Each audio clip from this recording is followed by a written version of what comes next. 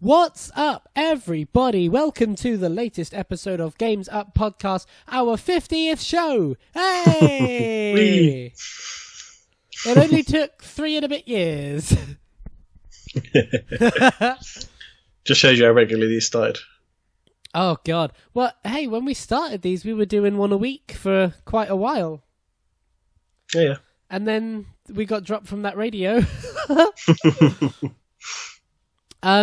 So yeah, we're 50. That's really cool. Thanks very much if you've listened at all, really. We really appreciate we really appreciate it. We've only really hit our stride in recent months because we worked out a way of doing these quite regularly. We've actually put out like 150 videos or something close to that, I think, but only done like 50 proper podcast episodes. So it's kind of weird to be like, this is our 50th episode, because it's sort of not, but it basically is as well. So yeah, this is really nice and really awesome, and thank you ever so much, and thank everyone for being a part of it. And thank you and hello if you're listening to us on the actual place where podcasts go, iTunes. If you're not and you want to be, we're on iTunes now. Go on to iTunes and just search Games Up Podcast. We're like the second thing that comes up in the little search bar options. We're the only one named Games Up Podcast. You'll recognise the crest. You'll recognise our lovely grey colour scheme, which we might update at some point. And there's individual artworks for all of the shows. Here's how it's going to work. We're going to run we're going to have 2 shows at a time on iTunes. We can't afford to pay for an RSS at this point, so we're kind of having to do it a bit jury-rigged. So we're going to have 2 shows on iTunes live at a time. That'll be this week's episode and the last week's episode. And then if you want to backtrack and catch anything else, you will have to catch us on YouTube, but we'll make sure that the archive is available in every episode description so that you can't miss us. And if you do subscribe, you'll get every episode as it posts to iTunes every week. That's going to change the schedule a little bit. It'll come out at 9 a.m. on iTunes so that all of you going to work, all of you studying, all of you going to school, all of you commuting can watch it and listen to it on your mobile devices, on your iPods. And we're working on getting it on Stitcher soon as well so that you can do that on Android. And then it'll still launch at 6:30 on YouTube because that's the best time for our kind of demographic and the age groups that tend to watch us because of who our friends circle is and all that jazz. So that's how it's going to work. 9 a.m. on iTunes, roughly, or in the morning on iTunes. 6:30 on YouTube every Monday, like clockwork.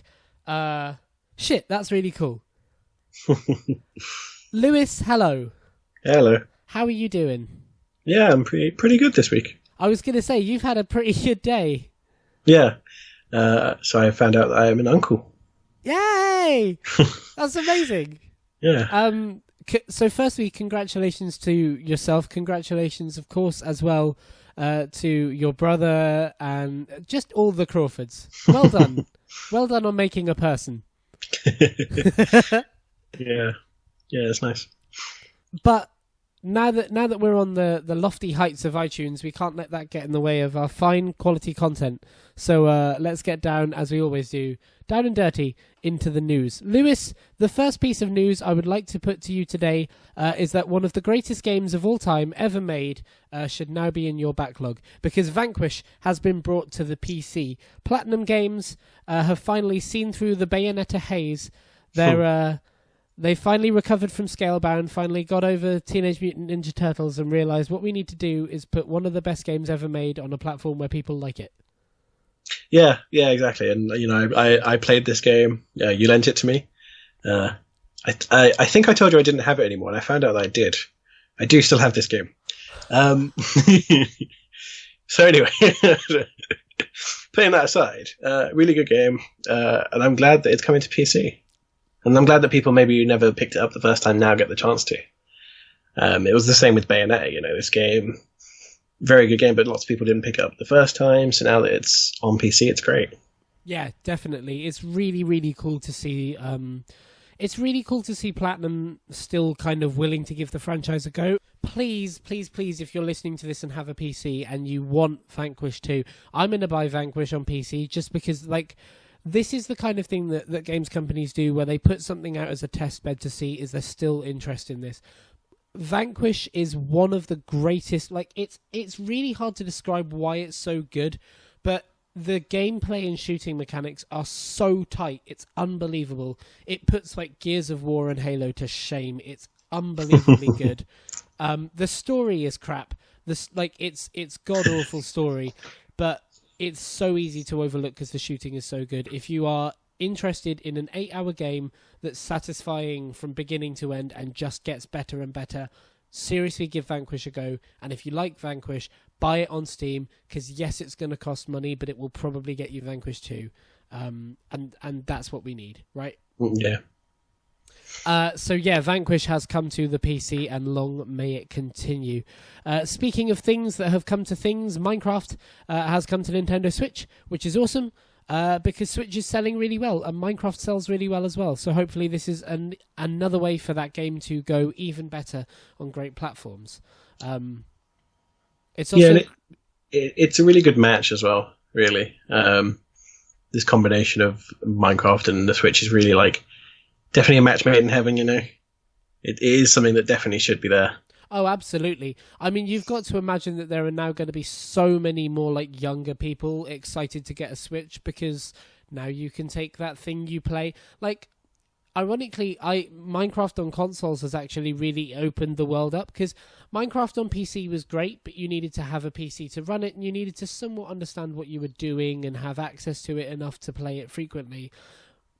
Well, you did. It's not like a Steam game where you need to know drivers and stuff, but you needed to know how to install something. You might want to know how to put a texture pack on.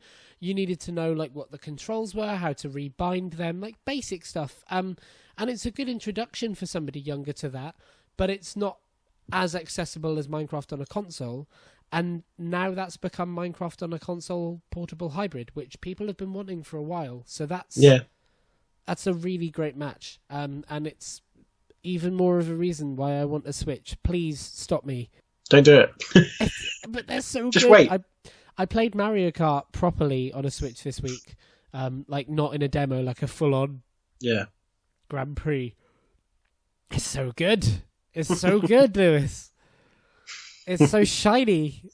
There's plumbers everywhere. So the next piece of news we have for you is that Remedy has revealed to us just today, in fact, that Alan Wake is going to start disappearing from online stores, which really sucks. The reason that this is happening is because there's a couple of bits of licensed music used in the game, and the licenses are running out in the next few days. So actually, unfortunately, if you're listening to the show the day it comes out, that's the last day you can get Alan Wake on stores. In fact, it may already be too late. The 15th of May is the last day you can purchase Alan Wake on any kind of digital storefront. You can still buy the discs that have been produced, as far as I'm aware, but I don't think they can produce more because of licenses, and they certainly can't sell it digitally. We'll get a little bit more onto Remedy and Xbox in a little bit. But that really sucks. So if you really want to go and buy it. It really sucks, because I really enjoyed that game. It's a very good game.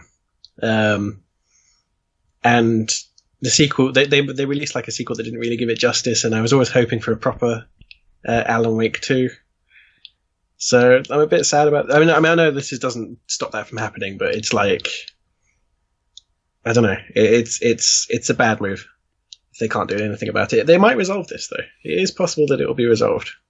Yeah, we've seen this be resolved in previous cases before, but equally we've seen it not be resolved. There was the whole thing of the Activision Marvel games that disappeared and just really never came back. But we have seen it resolved. It makes me worry about what other games will be hit by this. Imagine when the licenses run out for GTA 5. Yeah, exactly. I mean, there must be loads of games out there that have the potential of disappearing eventually. I mean, even more interestingly, perhaps, is something like Saints Row 3, because THQ that made it doesn't even exist anymore. So how do you handle the licenses in that situation? Is Deep Silver now responsible for those games and responsible for maintaining them, even though they didn't technically license? It's really a fascinating thing to think about. Yeah, it is interesting. I don't know, It's a hard question to answer. It's one of those things that the future looks kind of weird when you're here's a game I've played for 10 years with all the music I love, but the music I love disappeared and the game disappeared. It's one of those little twinges of scary. Well, it's also one of these things that's happened because of the digital marketplace that exists now. Like you can pick up Tony Hawk's that has all licensed music, but it was made ages ago, so there's nothing they can do about it necessarily. Whereas, because of the digital marketplace, they can remove games, and that's kind of a problem actually, because it comes into ownership of digital games and all that kind of stuff. Yeah, we've spoken about how dodgy the digital marketplace is before, and we will again, but it's kind of a good thing in that they can be upstanding and legal and, respect the licenses that they've paid for. But it is also worrying that these games can just sort of disappear over a weekend, as Alan Wake is. The next piece of news is that IO Interactive, the studio responsible for the Hitman games, as well as Kane and Lynch, but we don't talk about that anymore, have split from Square Enix. We're not really entirely sure what it means. It might mean that Square Enix is selling the studio off. It might mean that the studio has kind of become independent. It might mean that the studio is being shuttered and closed. It's kind of a little bit fuzzy at the minute, but what's for certain is that Square Enix is no longer supporting IO Interactive, the dev responsible for Hitman. Lewis, you're a big old Hitman fan. Yeah. This is quite bad. So there were many people expecting the Hitman Season 2 to be announced at E3, because the last game came out as like a episodic series. They called it Season 1, and arguably this could be the reason why the game went down in the first place. It didn't do as well as it should have, and that's probably why IO has been let go. It's also interesting because I believe that Square actually owns Hitman as a series now. So it depends. This could be the death of Hitman. It might not be. God, that's worrying. So do we know where the IP sits? As I say, I believe it's with Square, but I'm not certain. Because you have to. I think Square probably bought it when there was a huge gap between the games.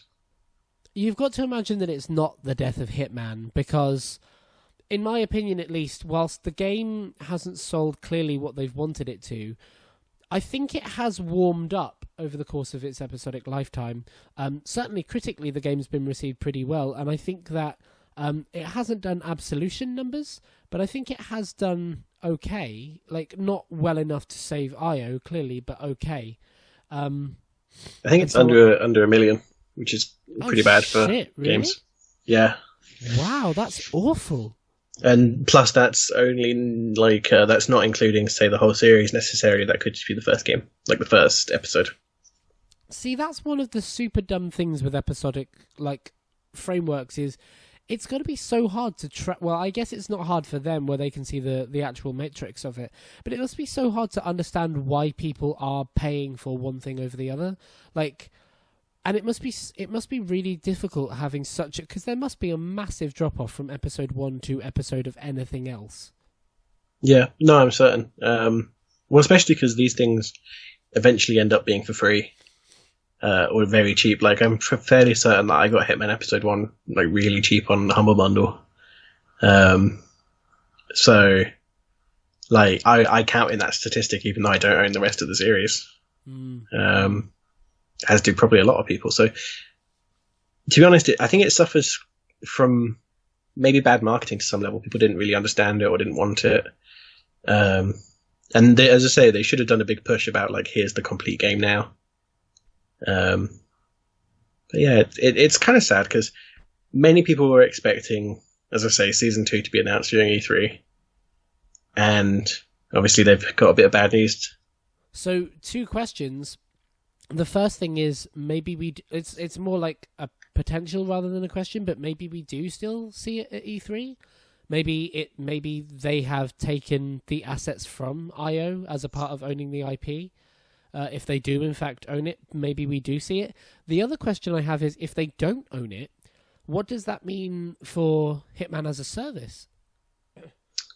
Yeah, that's true. I think either way there is big questions.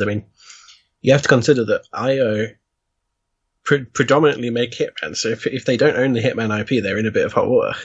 At least the way it looks like, Kane and Lynch 3 is not really something that is like going to sell well necessarily. So I don't know. I think there's going to be a lot of layoffs, or IO is going to be bought by somebody. Oh, you've got to imagine that every console is knocking on their door. I'd hope so. But that is the final piece of this week's news. And as we talk about one studio being cut off from their publisher, we talk potentially about a wider problem faced by a certain platform. Lewis, you have a question, I think, for this week's topic of the week. All right. So something that I've noticed lately, as somebody who has access to both a PS4 and an Xbox One, is that the exclusive libraries on either console, when you pit them against each other, there's a very clear winner. And it's a real big issue. So, like, I'll kind of explain it a bit better. But, you know, this week I've been playing Neo, and Horizon Zero Dawn, all exclusive some of them are on PC, but platform-wise, they're exclusive onto the PS4. And that's just like a handful. There's also, you know, the Uncharted series and Until Dawn and a few other games like that, and loads of games coming. So really what let me try to encapsulate is that these are massive games, have had huge success, big blockbuster games that have a combination of just perfect polish, audio, video, story, everything. And the real issue is that on the Xbox One, there just doesn't seem to be anything that really stands up in the exclusive library. Obviously, there's some good games that are on both, but when you put the exclusives together, it's a really sad library that the Xbox has at the moment. Yeah, no, you're absolutely right, and it pains me to say that. It's my main console of choice, if anybody doesn't know, is the Xbox One. I don't own a PS4. I don't really plan to, because I don't see the point in investing £300 in a console that can play the majority of the games I own.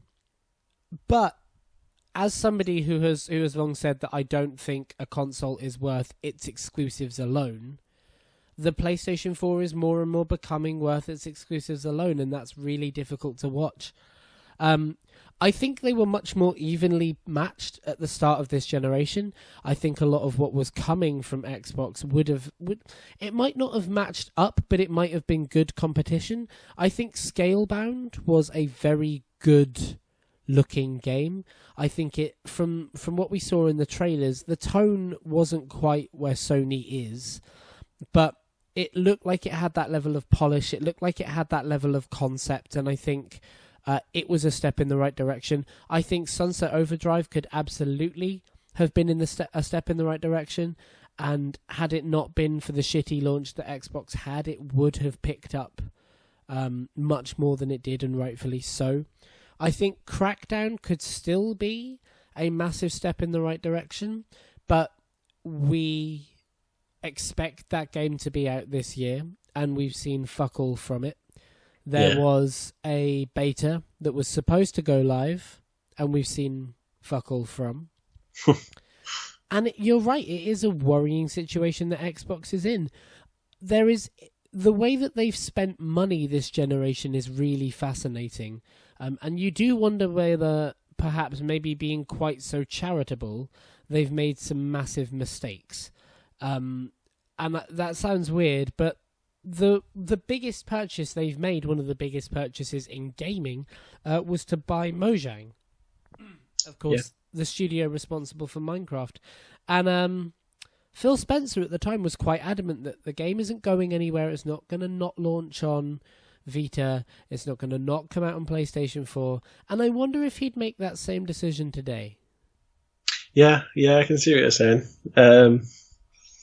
It is something you've got to look at. I mean, there is some strange decisions made by Microsoft. I completely agree, and maybe it would have been good if they tried to hold on to an exclusive version of Minecraft. It would give them something. I mean, you know, I don't. My father owns an Xbox One. I don't actually own an Xbox One, and I got to be honest, the exclusives like I couldn't see myself buying an Xbox One at the moment just because I'm not that into the exclusives, you know.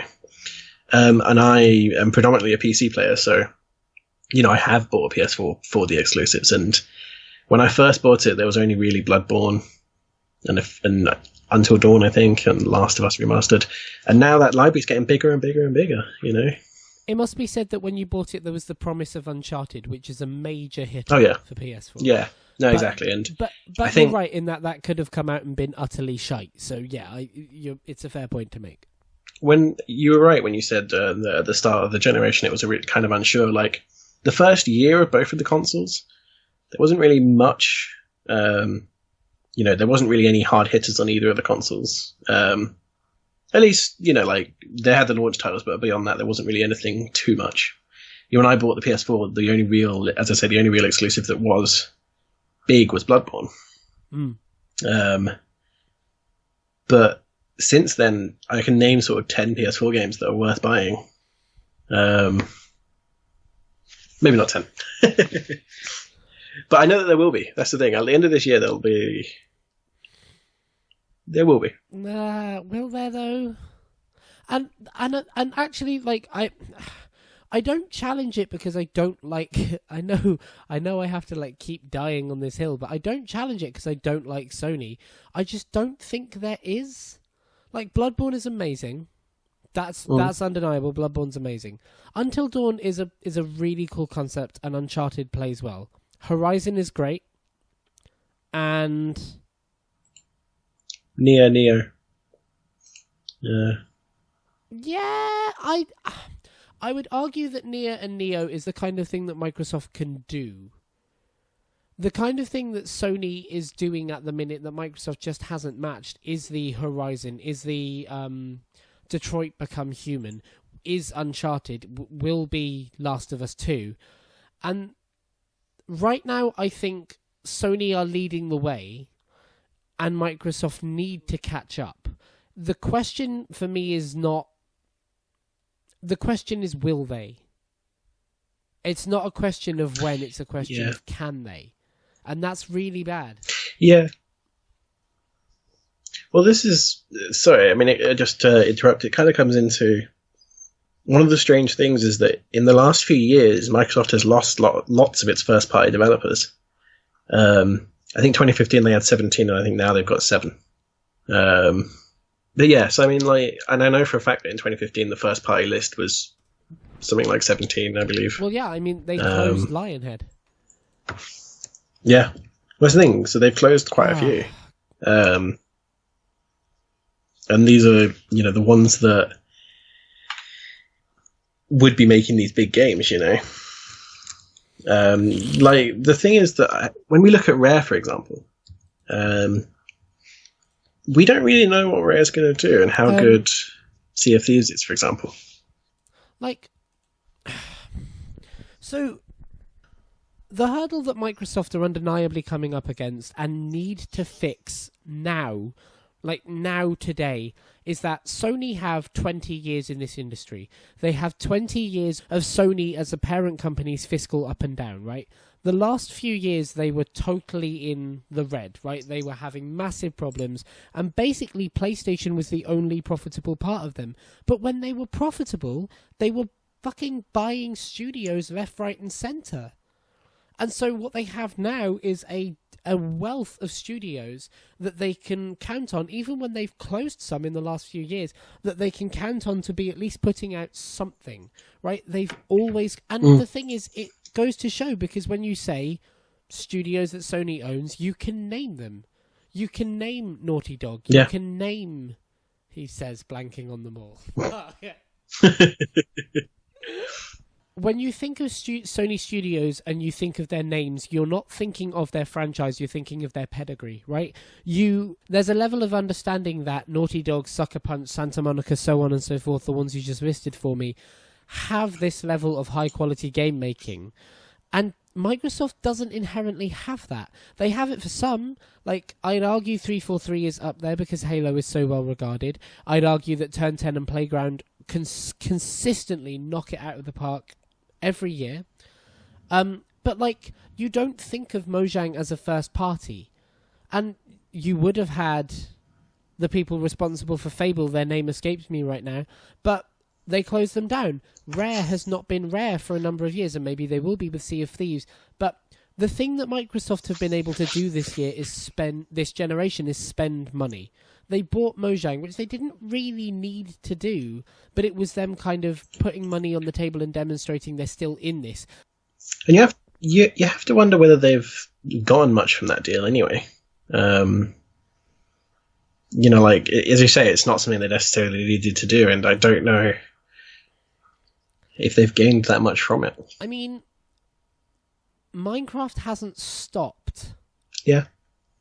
Like, it's not like it doesn't make a lot of money as a game, especially compared to something like Halo, which has huge microtransactions and so on and so forth, and especially considering the entry price of it.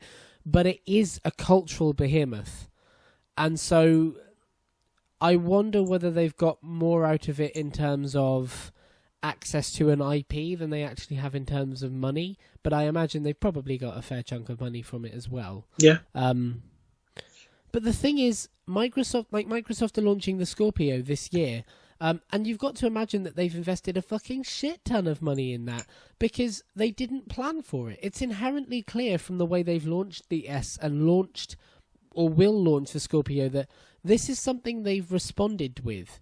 This is them coming back into the industry and saying, we heard the criticisms of the One, here is our response console. That is going to cost a fuck ton of money because to respond that quickly with that much improvement, like the Scorpio compared to the Xbox One is huge in difference, and that difference will not be cheap to make. What they need to do is spend money establishing pedigree.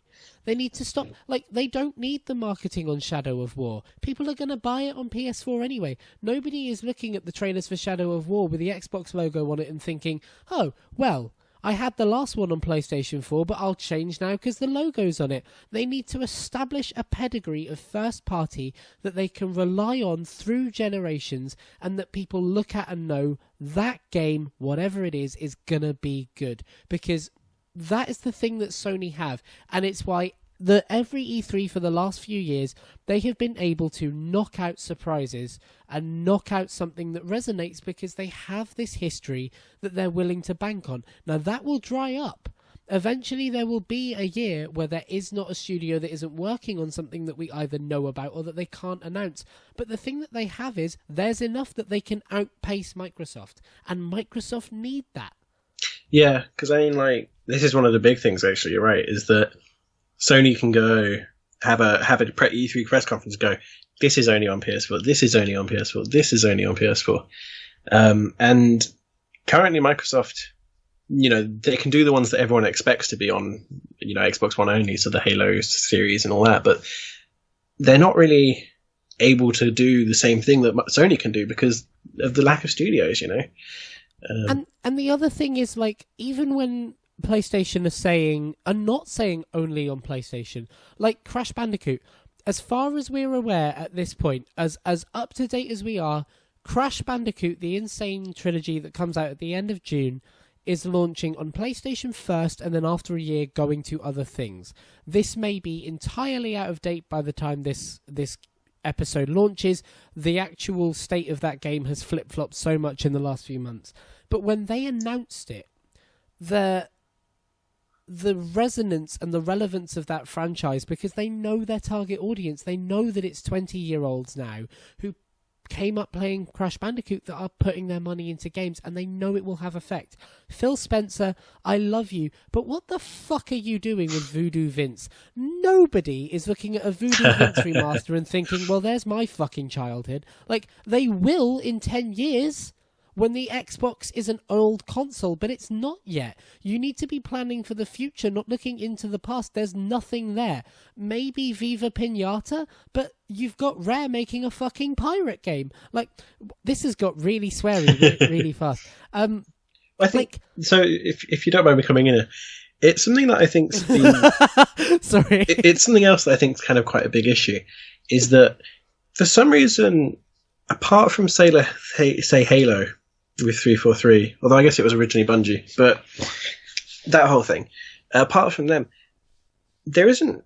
Or maybe Gears as well. Actually, sorry, I haven't got this anywhere near how I should. But the point is that it seems like people like with Rare and with Remedy, they don't let them do the same thing. Specifically with Remedy, like for some reason, Microsoft, it's like they're not doing sequels. They're not improving their product. They're not doing like a better version, a new game that's kind of building on what the old one was. It seems that game after game, it has to change up every time. And with that change up, it doesn't kind of capitalize on the success of the last one. This is like the Uncharted series. They build on a new one, this kind of stuff. Whereas there's a lack of like sequels with Remedy, for example. See, now I would argue that I disagree a bit there, because I think I can't imagine that Microsoft is pushing Rare to make a pirate game when they own their IP. Yeah, true. Like, I can't imagine that if Phil Spencer had the choice of, and honest to God, this is going to sound like such a joke for the pedigree of that franchise, but if you said Sea of Thieves or Battletoads 2, the inherent marketing money is on Battletoads 2. And the thing is, I think there probably is a level of creativity there. We've heard kind of rumours that Microsoft are a bit heavy-handed with their input and heavy-handed with their marketing, but it does seem genuinely that ideas come from the creators. I just worry how many of them have actually come to market.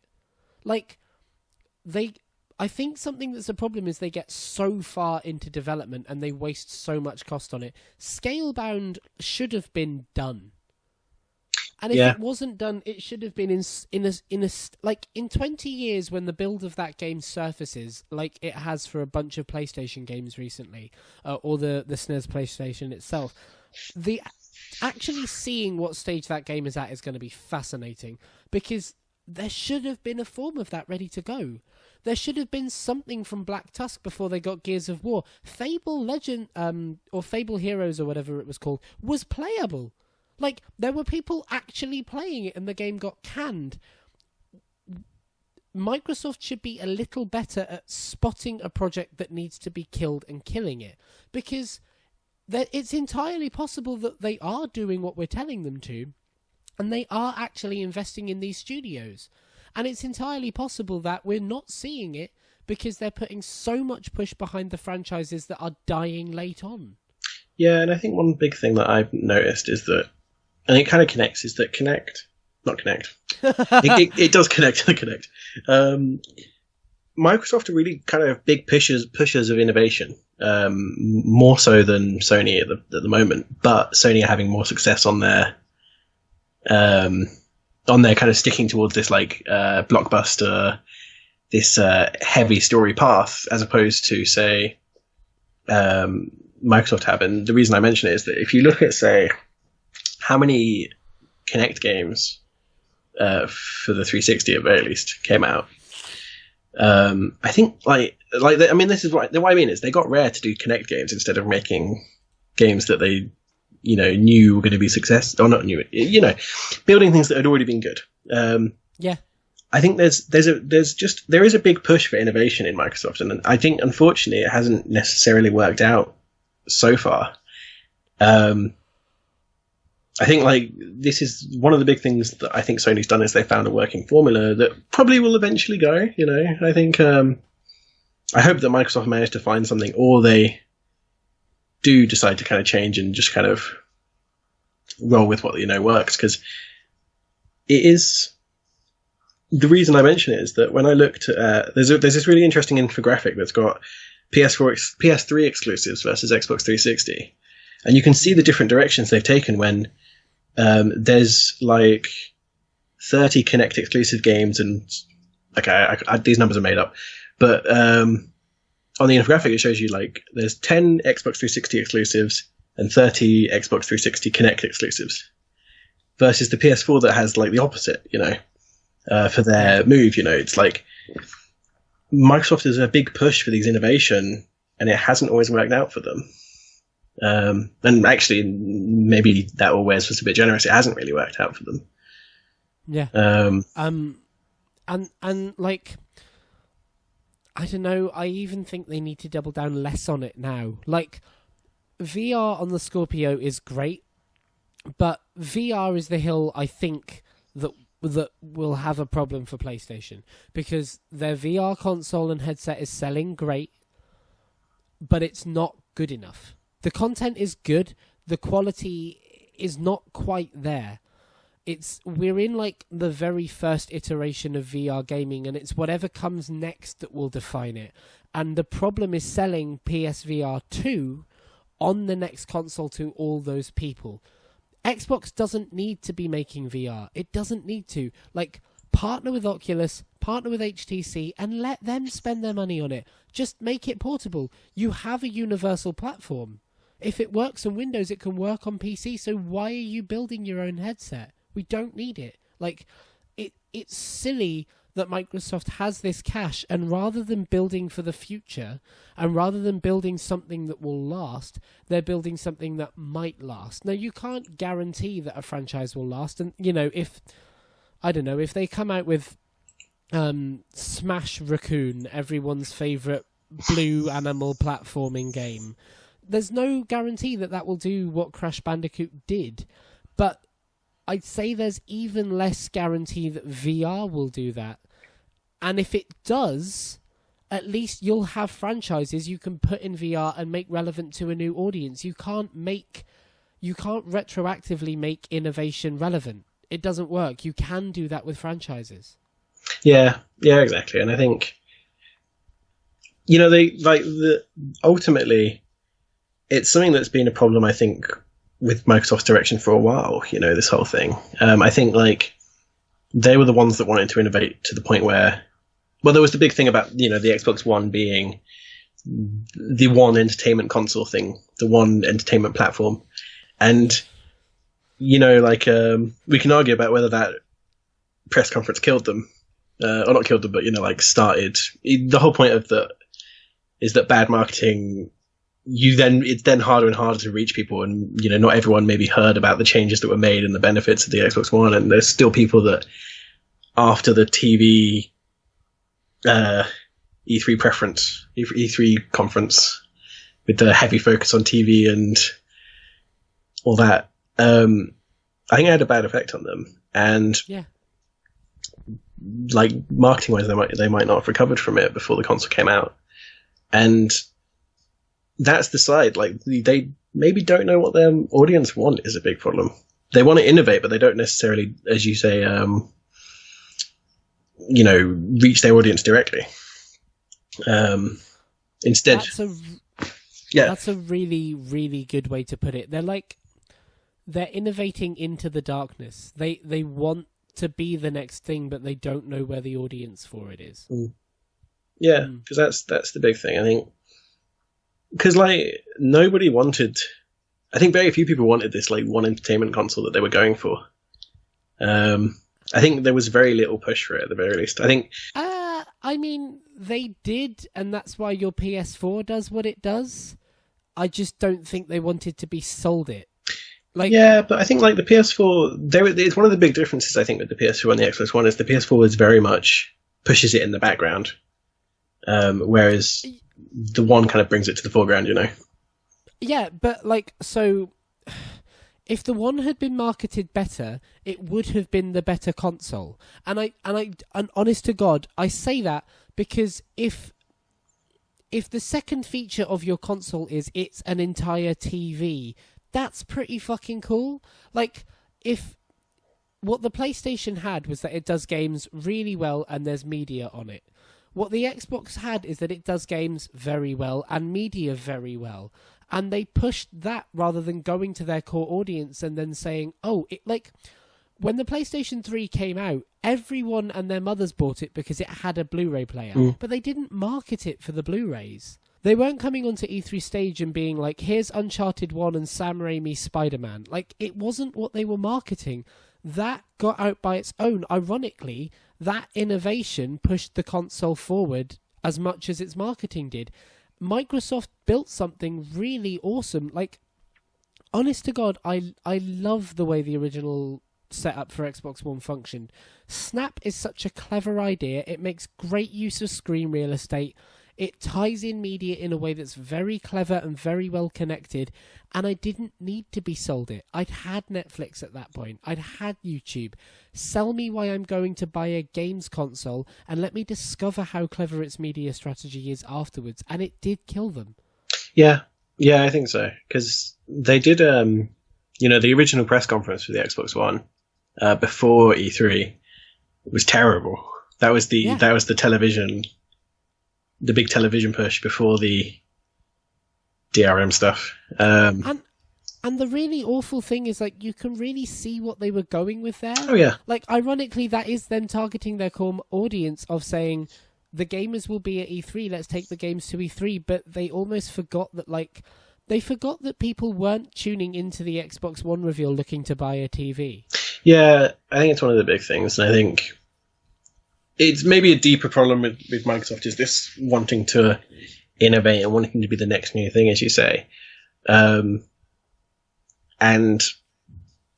like the hope is that maybe they just kind of push that to one side, and at E3 we have just some great news. Like I want to see Microsoft do stuff, because at the moment, you've got to be honest, like comparing the exclusives is a sad experience if you're an Xbox One owner, and especially like with God of War 4 and the games that are on the horizon, Zero Dawn.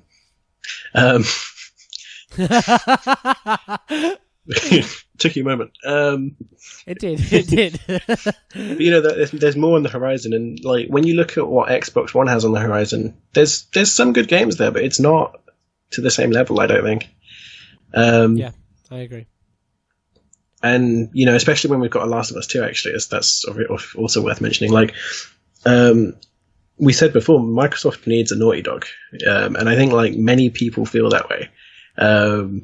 Like if you go onto the Xbox One Reddit, if you go onto the Microsoft Reddit, probably not Microsoft, if you go on the Xbox Reddit, generally people agree that like Microsoft doesn't have a Naughty Dog, and they need a Naughty Dog. The reason I mention Naughty Dog is that along with maybe CG Projekt, they're probably in the god tier of developers. There isn't really anyone else in there. Yeah, I mean Rockstar, I'd argue. Actually, yeah, Rockstar's fair. Bethesda was, maybe, but I don't know. Yeah, that's the thing, because I think a lot of them were, and it's kind of it's been whittled down a bit. At least right now, they've got to. I'll make a play for Blizzard and Rocksteady, but you'll shut down Rocksteady pretty quick. Anyway, like maybe I was a bit short to say that on the line. But you're speaking to a fair point. Is that Naughty Dog do represent a pedigree that Xbox just haven't reached yet, and they do need to reach it. And we've said for a couple of weeks now, and actually for a while before that this is Xbox's E3 to win. If ever they were going to blow it out the water, this is the one. Like, I think it has to be. That's the thing. They're against the wall. Right, and like they've built a machine that seems to be focused on delivering games like we haven't delivered them before. It seems like they focused a lot of their development and a lot of their marketing on it. It seems like they finally found what could be a pillar of focus. For the love of God, Microsoft, please don't have me thinking I'm going to need to buy a PS4 like I did last year, because I've held off. Yeah, but you have to wonder how long people can. And it is getting worse, as you say, for your position. And it like if we go into E3 and what we get is Halo 6. Okay, Halo 6 and Gears of War 5. We need to see more than this, We need to see some real big hitters. We need to see some big surprises. Not necessarily first party, but something that's exclusive, at least on the Xbox, temporarily, or on PC as well, with the cross-play thing. What was it called? play anywhere, play everything. Play all over the place. just something that's exclusive and something that sells the Xbox, because frankly, just something. Yeah, and I think like they just need something. I mean, I hate to come back to it and just say it's sad, but it really is. And I know, because the problem is that now that PS4 or Sony have the big support that they do and have the larger player base, one of the problems is that obviously if you're a developer looking for a lot of support from one of the two consoles, you're probably going to go to Sony first, and Microsoft need to try and push against that, and the only way they're going to do it is by starting at E3, and really pulling it back, because it's getting to the point where it's a one-horse race, and we don't want that. Nobody wants that. Not even Sony want that, because it doesn't help anyone really.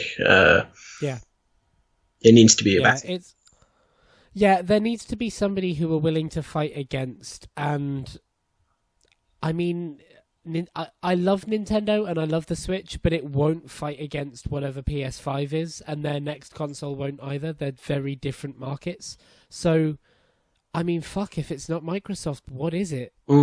Like, does somebody else rise from the ashes? Does Steam do something that it hasn't done? Or are we in for a very odd, very monopolistic future unless Microsoft fix things? Yeah, exactly. And like the best news would be if they came along and were like, okay, we've opened new studios, we've got, we bought IO.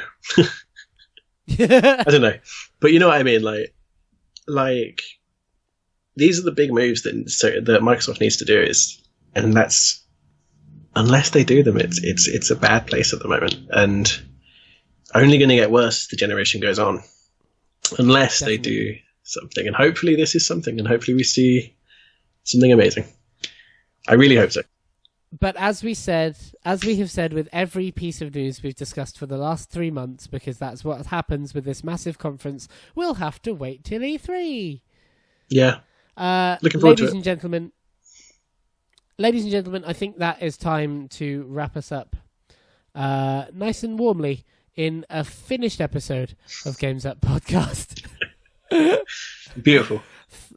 Thank you. Did you like that? Yeah, very much. Was it good for you too?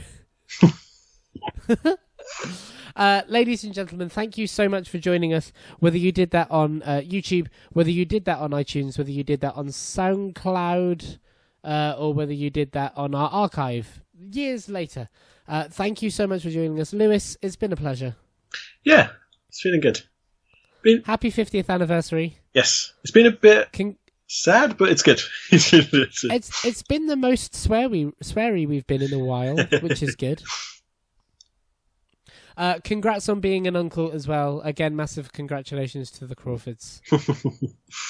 And until then, ladies and gentlemen, we will see you next week. Thank you for tuning in. Please drop a like to the show if you're on YouTube. We'd really appreciate it. Please subscribe to the show, whatever platform you are on. If you're on YouTube, it goes up at 6:30 every week. If you're on iTunes, it goes up on Monday morning every week.